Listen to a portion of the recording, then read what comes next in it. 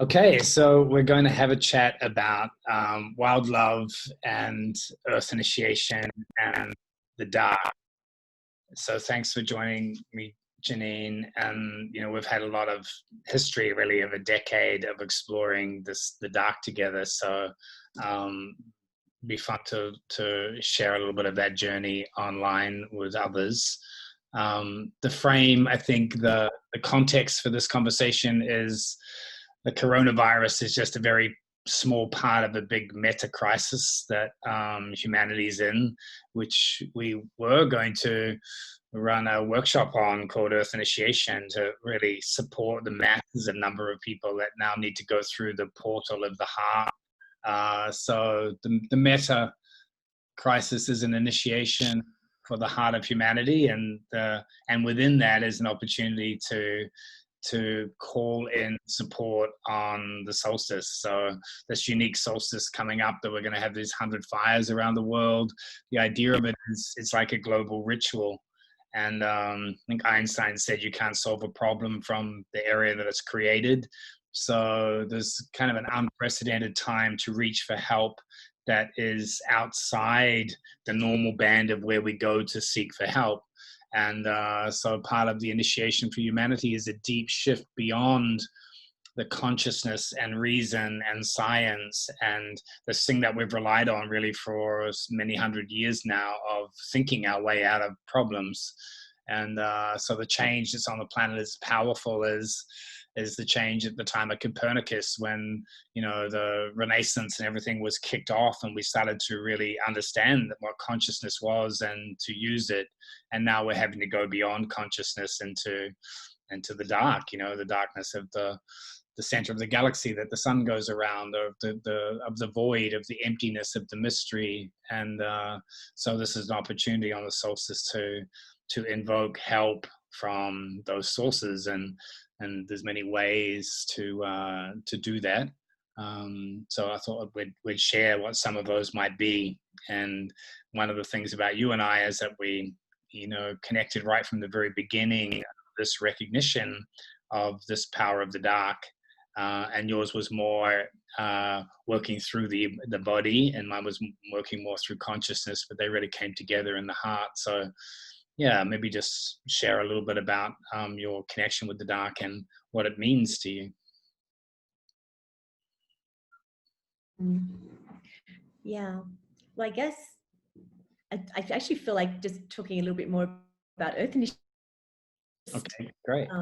Initial impulse of doing this event over the solstice, we had this impulse that we were going to bring people together, and this recognition that something needs to shift, and that one of the most important things that we support that shift is to collectively move through the survival wound in some way, so we can get underneath that, which is probably where I more experience the dark, in answer to your question, like the dark of the ecstatic, the dark of the earth, and then that leads into a polarity behind that, and or a non-dual behind that.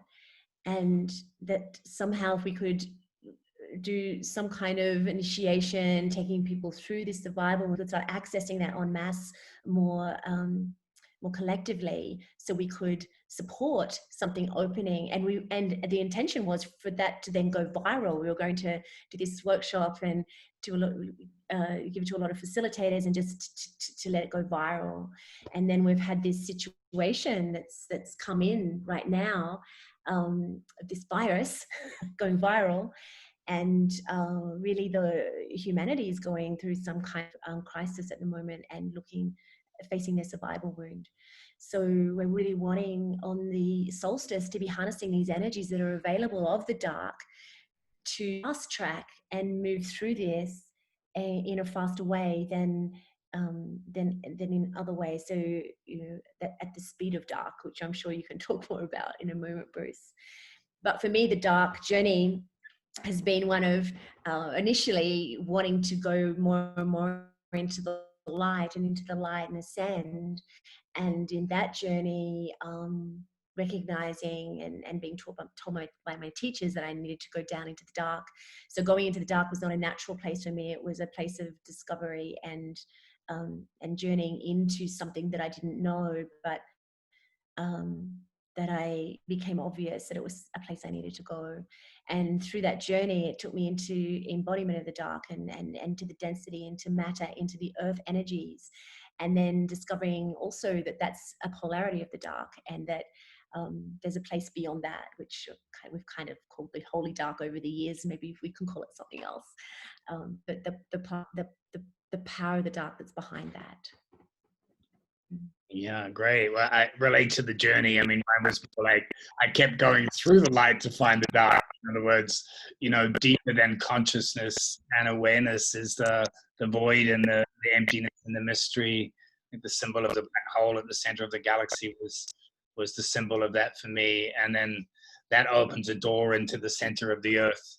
And just as if you go into the center of the earth, you open a door into the center of the galaxy. So something about this unification of the higher dark and the lower dark that are part of the same mystery that's deeper than consciousness feels like it's part of this journey.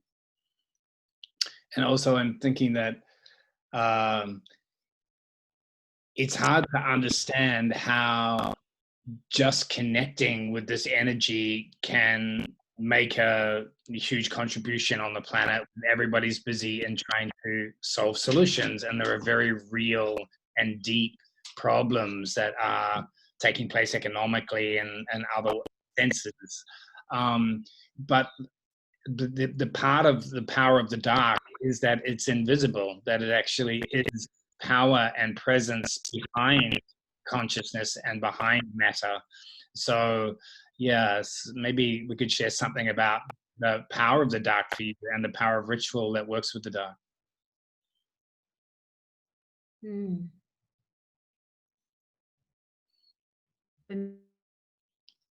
Is being able to move out of the way and access the unknowing, the unknown. That's been probably my biggest journey in it, is to be not just giving it lip service or working from some kind of concept, but actually being with the power of the unknown and really sitting in that. And sometimes it's hard to sit in that, because sometimes there's like a fear that maybe nothing's going to come. But somehow sitting in the unknown and really being able to hold that in every cell and really truly move from the mystery, for me, opens a power beyond anything I've known, and certainly beyond me, that can then come through and guide and show the way and reveal. So yeah, I'd say the first thing that comes to me when you say that is the power of the unknown that comes through the dark. Yeah, and I feel like that's one of the things to do in consciousness, is to become comfortable with not knowing, to become comfortable with emptiness, which is kind of like a feeling of death at the level of identity. And then when you become comfortable with the emptiness at the core of consciousness, it's also becoming comfortable with not doing in the body, to actually go so slow enough to get down underneath the emotional energy and the erotic energy and everything else, and just begin to listen to what lives at the core of atoms and what lives at the core of the earth. So that also requires a willingness to, like, it's a discipline of not doing in order for something deeper to awaken. And I think the same is true at the level of heart. Like, one of the things that happens at times of great change in the world, and you can see it happening everywhere now, is that people want something to blame. They want to be able to do something at the heart, and that tends to be to make good and bad and right and wrong, and demonize some people as the people responsible. And it's kind of heartbreaking to me to see how deeply the polarities are taking shape in the world, even between people who otherwise would be deeply unified with each other. This tendency to seek someone to blame rather than to go deeper into the heart and claim the identity as the whole of humanity, and to own all sides of all polarities and drop into the deep dark mysteries of the heart. So yeah, and just if you felt like sharing something about ways in for you through the body or through the heart or through consciousness, because they seem to be the three major ways that I experience it as well. Yeah, well, and that kind of, it flows onto what you were talking about, getting under emotional and like subtler vibrations of matter, like deep in the atomic. And for me, it's getting into more subtler frequencies and vibration. And then the slowness you were talking about and the non-doing, there's also then a place um, of move, for me anyway, like moving forward, but not ever going faster than that vibration. Because as soon as I go faster than that vibration, it's some part of me's overridden something. And that in itself can be I guess a discipline of moving with the dark, is the parts of me that want to rush forward or run over parts of me, to actually really sit in silence and sit in the fullness of everything, and be moving forward from that ecstatic vibration. And so for me, when those that ecstatic vibration and then the emptiness come together, then they merge in the heart, and then there's this place of opening, and where love can move through. And this has been something I've really been just tuning in to more recently, around the heart and the dark core and dark love, and the experience of love, and how the experience of love, like, can we ever really know love? Because it's almost like we meet a duality of something, like a male female, but then we get behind that, and okay, I'm a soul with masculine and feminine, and then we get behind that, and then I'm spirit and matter, and then we get behind that, and we get behind that, and we get behind that. And each time we get behind one of those dualities, for me, it's through the heart, and there's a breaking open into a more expanded experience of love. Like, maybe at one point I thought love was between male and female, and that was love. And then it breaks into, oh, okay, there's this masculine and feminine me, and that's love. And then there's me and this other God, whatever, and then that's love, and then you can get behind that. And so for me, there's something about love that keeps breaking through the dualities, through the heart, that keeps expanding and expanding and expanding. And I was really tuning into this yesterday. What is the thing that doesn't have that doesn't have a polarity? What is the one thing? Because it's not spirit, because then there's matter. It's not emptiness, because there's fullness. And it's not the black hole, because there's the void. So what is it that's behind everything? What's the one thing that doesn't have a duality? And for me, that's actually love. Love is the only thing that doesn't have the duality, that's behind everything, that moves through it all. And so that's part of the heart for me, like this practice of getting behind polarity and cracking open to another expansion of love that can show me and reveal more of what love is, and more of what love is, and more of what love is. Yeah, beautiful. And each one of those expansions is a death, right? Like, you know, like that's the relationship between the dark and death, that we reach the limits of love at a certain level. Maybe we reach the limits of masculine, feminine love, or love with a God outside of ourselves, and there's always a dying process of reaching the end where love isn't serving anymore in the way we know love, and everything is taken away. The dark night drops on the soul, and we're in emptiness and not knowing. But if we've been through enough of those transitions, we know that love is waiting for us on the other side of the veil, whatever the veil is that's between us and the next expansion of love. And I feel like humanity is there, and we don't have the guides that, you know, traditionally help us with that time of death, the time to actually let go of everything that we think we know about love, in order for love to show us the next step forward for humanity and for the earth. So that veil, the veil between everything we know about love and the deeper love, feels like it's the veil of initiation. Yeah, I love it is a death. And I think that what changes over time, or what has changed over time for me, is getting more comfortable with death. That when death comes, it is an initiation, and having enough experiences of going through shamanic death, knowing that the rebirth on the other side has got something more for me to understand, or more for me to feel, more for me to break into. And very relevant to this event that we're moving towards, because I feel like that's what's happening on a global scale at the moment. There's a mass initiation, a mass collective thing, and how can we support that to break through this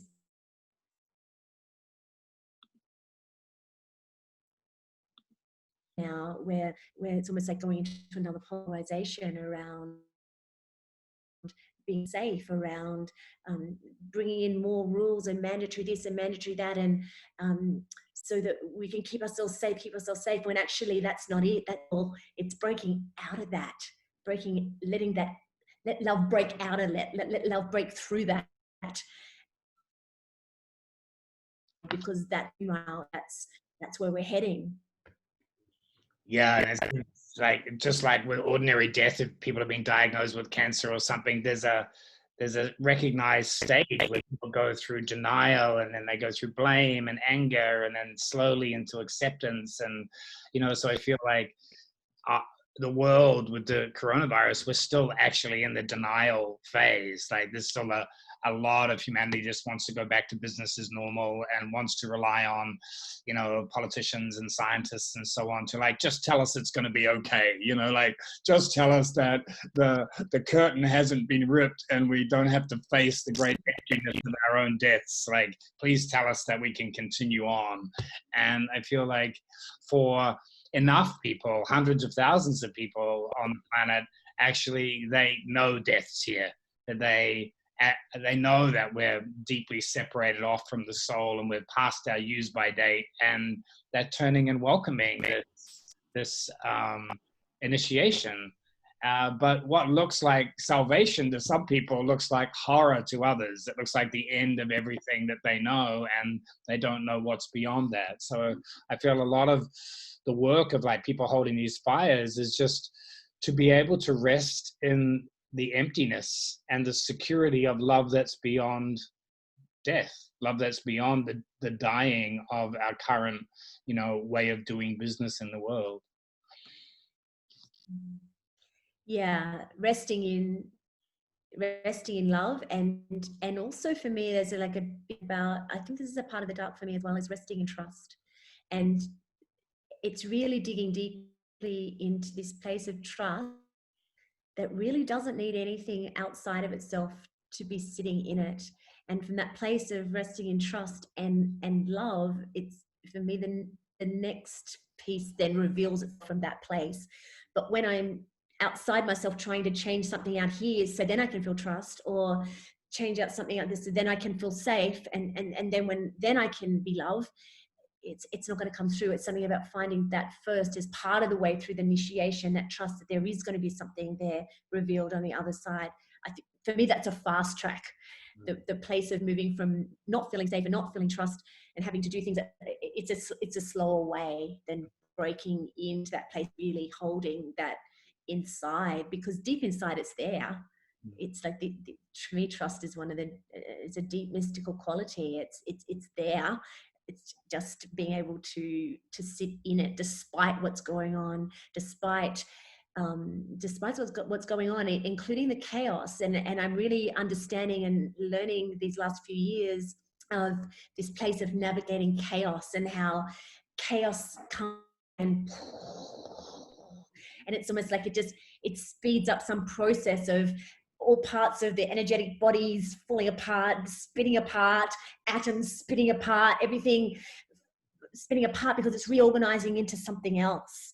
And being a part of that chaos and just surrendering to it and allowing yourself to move with it, love breaks through that. It's love breaks through that chaos. Yeah, I think my analogy for that is like black holes at the center of galaxies and so on, that at like tears in space-time, and they take us beyond the finite and the temporal into the eternal and the infinite. And if you can rest in that as a human being, even while craziness is going on around you, then you actually have stability. And so in a way, what these fires are is that people that are able to hold that stability, able to hold the connection to the eternal in the midst of the change that's going on. Because I notice a lot of people are coming up with solutions. They're coming up with, you know, the answers to where we need to go now. And I feel like there's a lot of premature, you know, seeking for solution, and when actually the solution is probably in the problem. That if we sit in the reality of what's going on and welcome the fact that change is occurring and that initiation is happening and that nothing will be the same and everything will be different, but we can still trust that, because whatever it will still be love. So I think that discipline to do nothing, and a time where there's a lot of forces to try to get you enrolled in doing something that's, you know, for life and death, to save the world and to save the planet. The capacity to do nothing and to trust and to turn towards that which is coming, but, you know, has not appeared enough yet for us to know how to express that. I feel like that's the power of ritual. It's the power of waiting and listening. And so I think the 12 hours or the 24 hours of the ritual is to take time out from doing and to rest in the eternal and the ecstatic, and to listen deeply together, which is both a listening to the unknown, but it's also an invocation. It's a turning towards and inviting the mystery to reveal itself more fully to us. Yeah, beautiful. And you know, I also feel that we are in a place of not knowing at the moment, like in the bigger picture of things, and people can express themselves in different ways. And for some people, there's been a genuine call to service, to do some doing of service through that, to support people. And then for others, there's like a contraction in the base and a fear of survival, and I'm going to go out and do things, and maybe I can just recreate life, and things can go on. I'm not going to have to face a loss of income or a loss of this. So there's two frequencies in how people move in this energy. And for me, it's, if we don't through the base, we don't face that survival in ourselves and really feel it and get underneath it, then the genuine ecstatic from the dark, coming from something that we don't know from this place, can't come. And this portal of the solstice, this dark portal that's opened at that time, such a potent time for us to sit in that not knowing and the silence and the listening and the feeling, and for us to create these global fires around the planet and be doing that. I've just really felt this power during time of the potency of people sitting in places around the planet at the same. There's the web opens, the portals that opens has been beyond what I've experienced before, including when people are all together in a workshop. So for us to be doing this with fire, bringing the fire element, sitting on the earth with the solstice, it feels like such a potent portal for us to listen and feel together and see what wants to emerge through this portal, because my sense is what's next is through this portal, and I feel like everything's leading to this portal today. Yeah, beautiful. So maybe we just talk a little bit about how to do the not doing, you know, like, and for me, part of the not doing in consciousness is a deep trusting of the next level of energy moving in, and this idea of the 100 fires being like the 100 telescopes that help capture the black hole, that whatever we're doing now has to be done from the place of identity as the earth rather than individuals. And I think this is the power of the civilization that's coming and feel, is that it has to be a singularity. There has to be just one of us, rather than lots of individuals. And so that idea of listening as one, listening as the earth, and inviting through consciousness this alignment with the core of the galaxy. It's beautiful that it's an eclipse and the sun and the moon are together. So the moon is eclipsing the sun, and basically our bodies, reading that symbolically, our unconscious and our bodies are saying, enough of consciousness. Listen deeper, listen to the alignment with what the sun orbits, which is the galactic center. Listen to the mystery and listen with our bodies as well, so that the instruments that we are not just our consciousness, but our hearts and our bodies and the whole planet and all of its species. We have to be one instrument together for the mystery to work through. So I feel like one of the disciplines from the 6 hours from the solstice through to the eclipse is just that process of alignment, of stripping away knowing and aligning with the greater mystery of the big journey that we're on, the great cosmic journey that we're on. And for some people, they'll be sitting in darkness, and other people in the world will be sitting in light.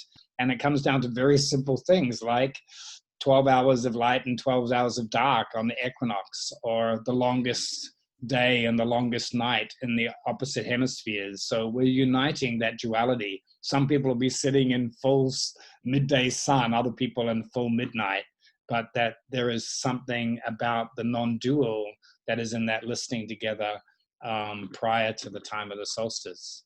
And then maybe, after the eclipse, at the time of invocation, is the time to really allow the energy that comes up from the earth itself and through our bodies to begin to move and express itself as an oracle. So, one of the places of dark that we're looking for is the kundalini of the planet, this deep reservoir that if we call upon together rather than individually, it may help rise up through our own bodies and reveal something. So maybe you could share something about ecstatic practices through the body.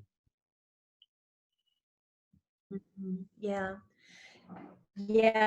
just feeling to this place of being part of the earth. For me, that's the big shift that has to happen. Like, whatever we think we're this person on the earth, and that the earth's our mother to look after, blah, we can't really go into these deeper shifts. And so I feel like part of the shift is starting to recognize that we're a cell in the earth, and that to actually part of this sitting at this time is to drop into the earth, and from a place that actually drop in and vibrate with the earth, vibrate as a cell in the body of the earth, to feel that in the body. And I see part of this this invitation is to be in that vibration and really stay with the vibration, and let the vibration of the earth reveal through your body, reveal through the vibration of your body. And then from that place, a new communication can happen through the body, an upwelling of the ecstatic, an upwelling of the core of the earth, and the power and the love. It's exquisite what is in the core of the earth in my experience, and to allow that to upwell through the body and then come and break through in some kind of expression that's let it break through from beyond your mind, beyond how your body's ever even moved before, but allow that ecstatic just to break through and arrive in some new way, to allow our bodies as a cell of the earth to be a living embodied portal of that. So that's part of this offering, this invitation.